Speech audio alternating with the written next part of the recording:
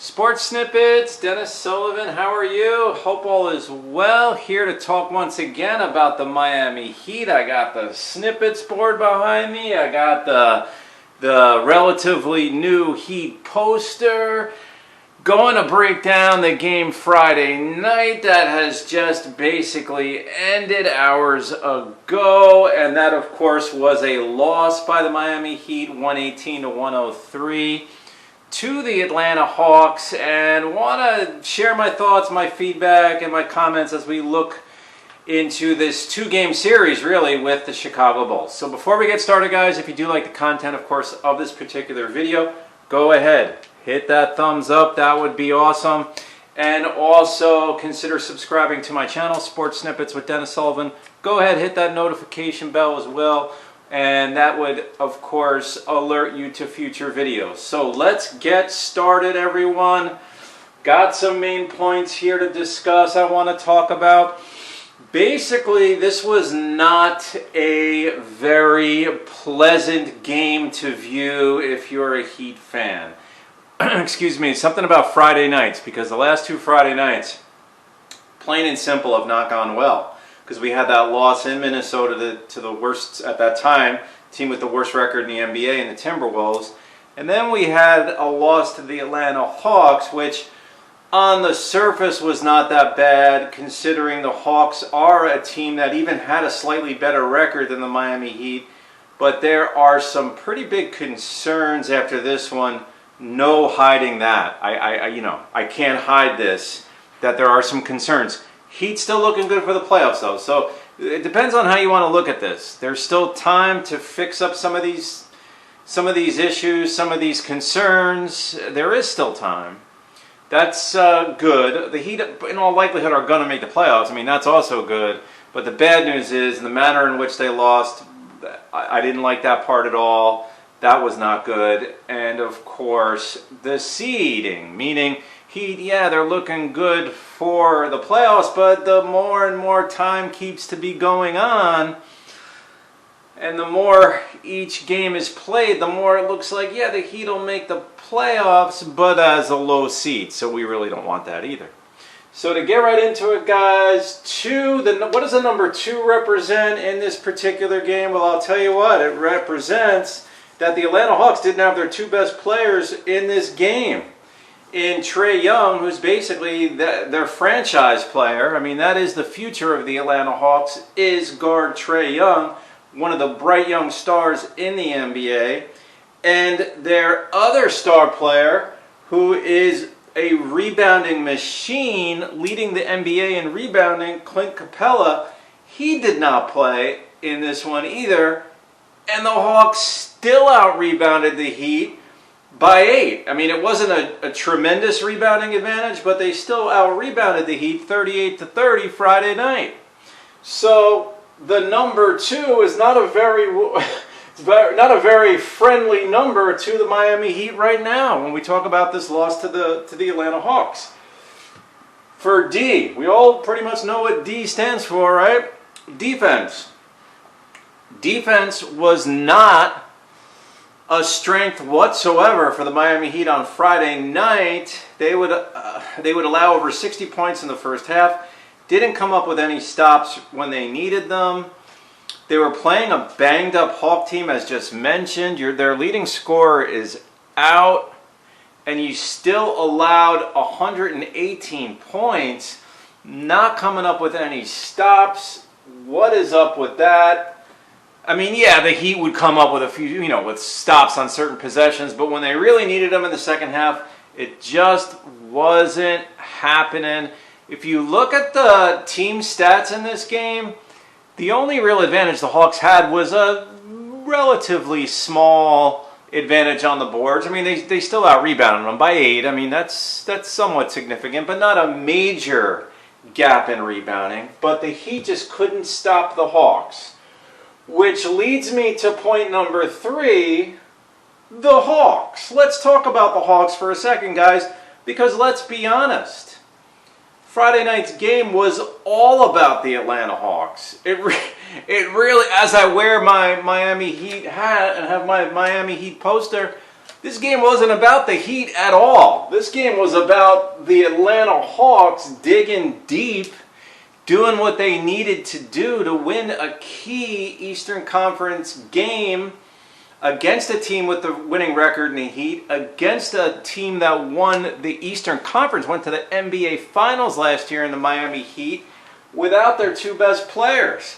And one thing I would discover as I watch this game, the Hawks have some shooters on this team, and their depth is just a little bit better. I knew they were relatively deep as far as the quality of guys they're playing, and this team's got a little bit more depth than I originally thought. Let's put it that way. They shot about 54% from the field, did Atlanta. Again, without their leading scorer, Trae Young. That's pretty good. They also shot about just under 43% from three-point land or three-point range, whatever you want to call it. That is also very good. The Hawks showed up big time in this one. Coach Nate McMillan deserves tons of credit. If you recall, Nate McMillan, he's been coaching for quite some time. He's a good NBA coach. One of the better NBA coaches in the league right now is Nate McMillan, guys. He had his team ready to play. So if you're an Atlanta Hawk fan, I mean, you got some shooters on this team in Bogdanovich, Huerter. Kevin Huerter can shoot the ball, no doubt. They picked up Danilo Gallinari. We know about him. He's a good scorer, good shooter from the perimeter, can fill it up. These Atlanta Hawks, and then you add Trae Young and Capela into the mix. I'm about to say the sky's the limit for this team, but you know what? Let's move on, because this is supposed to be a video about the Heat, and I keep talking about the Hawks. So let's move on. But after Friday night's game, it's kind of difficult not to talk about the Atlanta Hawks. Let's get into some breakdown here on the stats and how it worked out. Kendrick Nunn had a good game for the Heat. So there were a couple of bright spots, even though this game was not a bright spot at all. Kendrick Nunn played well, 21 points, he added a steal. Jimmy Butler, 19.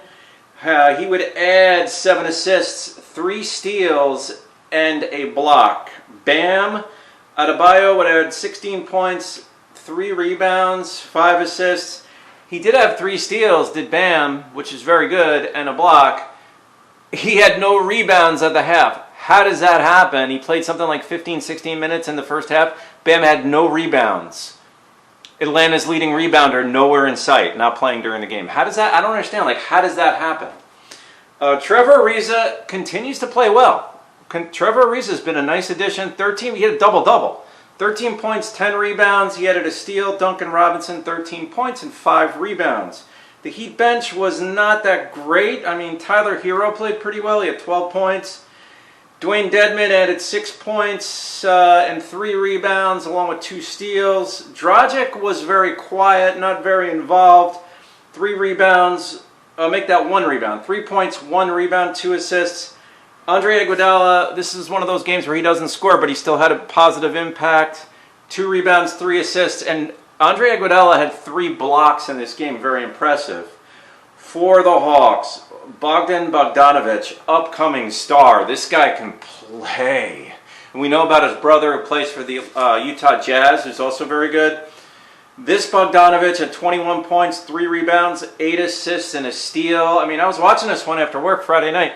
This guy could play. I've seen Bogdanovich, the Atlanta Hawk Bogdanovich, play before. He's very good. He's got a nice few years ahead of him in the NBA. John Collins played well too. He almost doubled. 20 points, 8 rebounds, and a block. Kevin Huerter, who can also shoot. If they leave him open outside, 11 points, 4 rebounds, 6 assists. And Huerter had 5 steals, guys. Solomon Hill, 9 points, 4 rebounds, 3 steals. Onika Okongwu had 6 points, 7 rebounds, a steal, and a block for the Hawks. The Hawk bench was very good. 3 players off the Hawk bench were in double figures. Hawk bench clearly outplayed the Heat bench. We didn't see that last year. We didn't get much of that. Last year, it was the other way around. The Heat bench was outplaying every single bench from the Eastern Conference teams. Not the case at all on Friday night. Gallinari, 17 points, 5 rebounds. Brandon Goodwin had a nice game. 17 points, 3 rebounds, 4 assists. Lou Williams, he's a good guard off the bench. 13 points, 2 assists, 2 steals. They picked him up, I believe. He was on the Clippers. He's a nice player to add to your roster. Nathan Knight was not that bad. He would add 4 points. He played limited, did Nathan Knight, limited time, but he added 4 points, 4 rebounds for the Atlanta Hawks, who moved to 33-27 with the victory. 2 games now ahead of the Miami Heat, who could have pulled even with the Hawks with a win, but that wasn't happening Friday night. So the Heat are now sitting at 31-29. Once again, great job by Nate McMillan and the Atlanta Hawks. Sorry, guys, I almost had to do an Atlanta Hawk video here on Saturday, but I got to call it like I see it. You know what I mean? So, CB, we're going to close out here. What does CB mean? I'll tell you right now. Chicago Bulls. Chicago Bulls coming up 2 in a row against the Chicago Bulls at home. Chicago Bulls game will be played on Saturday. That's tonight as I make this video.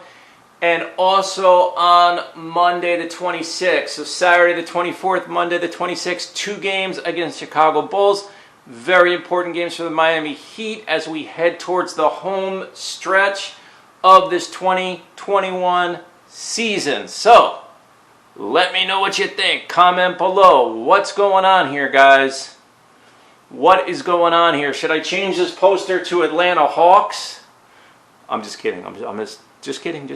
Let me know what you think. We're going to talk again soon. I'm going to give you some feedback. Look for me on early Sunday. We're going to talk about the Bulls and the Heat. Bye for now.